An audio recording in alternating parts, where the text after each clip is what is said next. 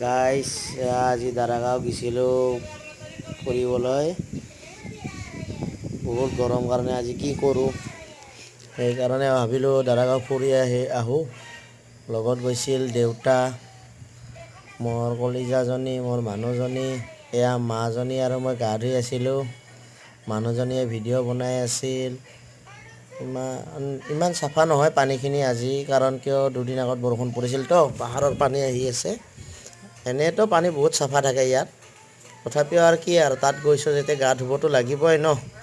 গা ধুলোঁ, মানুহবোৰো গা ধুই আছিল, বহুত মানুহ। তথাপিও এয়া মাজনী আহিবই নোখোজে গা ধুই। ভাল লাগিছে গা ধুই, তথাপিও পানী ইমান ঘোলা হ'লেও কথা নাই, এনেও পাহাৰৰ পানী।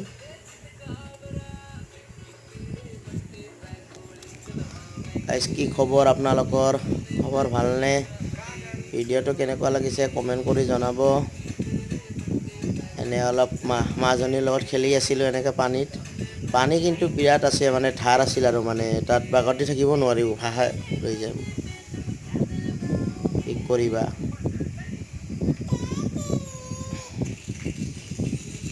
এয়া দেউতাই আছিল মাজনীৰ লগত, মই ইপিনে। মানুহজনীয়ে মুখটো ধুলে, বহুত গৰম। মই ক'লোঁ মুখখন ধুই লোৱা।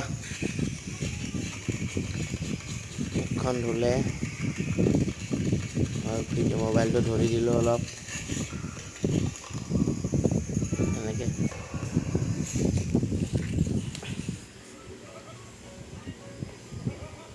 এয়া গা পা ধুই উঠিলোঁ।